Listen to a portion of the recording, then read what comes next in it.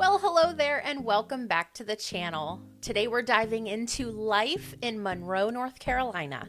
I want to walk you through what many people point to as the best parts of calling Monroe home. I'll share real-world feedback from residents, city guides, and folks who have chosen to live here.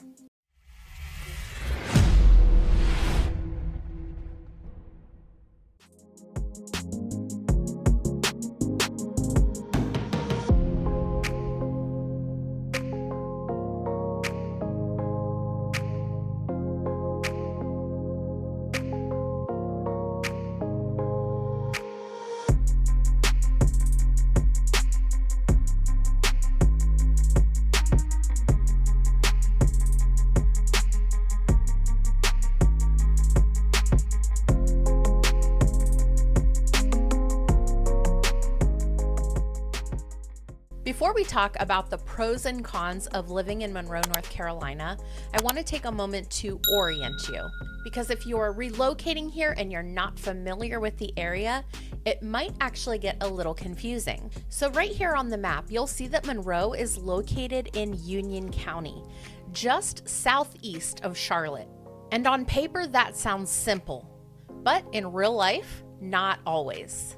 One thing that catches a lot of people off guard is that there is a difference between the city of Monroe and getting your mail delivered to a Monroe address. Depending on where you're moving from, you might not be used to that distinction. For example, there are nearby towns like Unionville and Fairview that still have a Monroe mailing address. And to make it even more complicated, there are also areas that are unincorporated Union County, meaning they're not in the city of Monroe. In fact, they're not located in any municipality, but they also have a Monroe address. So you will hear people say that they live in Monroe, even though they don't live in the city of Monroe. And that distinction really matters, especially if you're relocating. It can affect things like taxes, zoning, schools, services, and even how you should be evaluating the pros and cons that we're going to go over today. So as we're going through today's video, I'm going to be trying really hard to distinguish between the city of Monroe or just the general Monroe area as we're talking about these pros and cons. And if you're relocating and you want some help trying to understand if a home is in the city of Monroe or just has a Monroe mailing address, this is something I navigate with people each and every week. You'll see all my contact info on the screen. If you want clarity before making a big move, just reach out. I'm always happy to help break it down. Now that you know where Monroe is and why it can be a little confusing, let's talk about the real pros and cons of living here. So first, let's talk about Monroe. It's a city in Union County, North Carolina. In fact, it is the county seat of Union County. And the population is estimated to be around 43,000 people as of May 2025. Monroe offers this kind of sweet spot. Not too big, but not tiny either. There's enough infrastructure to help you feel comfortable, but still that small town vibe that is so appealing to people. One of the biggest draws for people moving to Monroe seems to be affordability. Compared with bigger metro areas nearby, or even with the US average, housing and general cost of living here is significantly more budget-friendly. For many first-time home buyers, young families, people relocating from more expensive cities, this is a huge attraction. You often get more space for your dollar than you would in a crowded metro, whether you're talking about house size or lot size. Another frequently cited benefit, Monroe has character. The historic downtown area, with buildings from the Victorian and early 1900s era, gives the place a feel that many newer suburbs or planned communities just don't have. This results in a kind of small town meets livable city vibe, walkable downtown streets, old school architecture, a sense of history, and distinct neighborhoods instead of cookie-cutter subdivisions. For people who don't want to live in a sprawling, anonymous suburb, but still want modern comforts relatively nearby, that's a real plus. Monroe seems to strike a nice balance between quiet suburban living and community, social life, and local culture. From parks and green spaces to local breweries, shops, small town events, and recreation, there's a bit of something for everyone.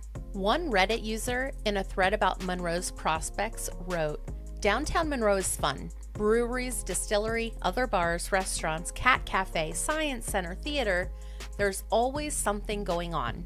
That kind of feedback suggests that people who enjoy a moderate social life, not crazy nightlife like a big city, but accessible fun spots and community-oriented amenities, tend to love Monroe. It's good for families, couples, even younger folks who don't need a huge urban center, but still want a bit of variety. Another nice thing is that Monroe isn't isolated. Its location gives residents access to larger city perks when needed, but you get to come home to peace and lower cost. For people who work in or occasionally visit bigger cities, Monroe offers a best of both worlds. You don't have to pay big city prices every day, but you're not too far from the opportunities that big cities provide.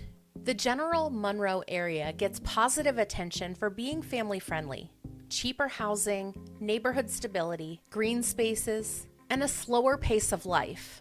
Also, the variety in housing, older homes near downtown, and plenty of newer developments spread throughout the Monroe area means there are options depending on what you value. That flexibility plus affordability can make it appealing for people at different life stages: young couples, growing families, retirees, or people moving in from more expensive areas. Some recent write-ups on Monroe frame it as a hidden gem. A smaller city gaining momentum, growing in population, seeing development and revitalization, all while retaining a more relaxed pace of life. Rather than being a perfect tourist town or booming metropolis, Monroe offers something more sustainable, a place to settle, grow, and build a life without huge overhead. For many people, that balance is a rare find in today's expensive housing markets. So if you're someone who values affordability, community, balance, and a blend of quiet living with lots of amenities nearby, Monroe could be a great match. It's certainly not for everyone. In fact, we're going to be talking about some of the cons of living in Monroe here in just a moment. If we haven't met before, my name is Kristen. I'm a local real estate agent here in the Charlotte area. Every day I help people just like you buy, sell, invest, and relocate in the greater Charlotte area. And since Monroe is where I live, work, and play, I wanted to bring this opportunity for you in case you feel like it might be a good fit for your next move. By the way, if you're finding value in this video, I would love it if you would give it a thumbs up, maybe leave me a comment, and certainly share it with someone you know who's thinking about moving to Monroe. One of the biggest concerns that comes up in conversations about Monroe, North Carolina, is the city's crime rate. Anytime someone is considering a relocation, it's very important to look up the crime stats on your own, because every person has a biased opinion about the crime in their area because they have a different lens that they're looking through. So you can search Monroe, North Carolina crime rates, and the Union County Sheriff's Office has an interactive map that you can look at. You can see all the crime that has happened in the local area. I recommend this to all of my clients as they're searching for a home, no matter what municipality, what city they're looking at. Looking at a crime map is so important because it helps you to know what's happening right in your neighborhood. What's important to note is that crime is very localized. Some neighborhoods, maybe near downtown or older corridors, show higher activity, while many suburban areas toward the outskirts feel quiet and family-oriented. Always keep in mind that crime can happen anywhere. You can only look at the stats in order to make an educated decision. You can also take a look at crimegrade.org. They have a great interactive map with different crime grades based on the location. When it comes to crime and safety, everyone has to do their own homework and decide what is a good fit for them. There's absolutely no place on the planet that is completely crime-free. I'll leave the links to the sites that I just shared with you down in the description below so that you can start looking into the crime rates in the areas that you might be interested in. This next topic is something that comes up quite a bit. Monroe has almost no public transportation infrastructure. I will say that Monroe offers services in nearly every area that they possibly can as a city, but public transportation is one thing that they do not have. This means that if you are considering a move to Monroe, you will likely be car dependent. Most residents rely exclusively on a personal vehicle for commuting, errands, school drop-off, work, all of the things. So if you are used to living in a walkable city and that is something you value, Monroe probably is not for you.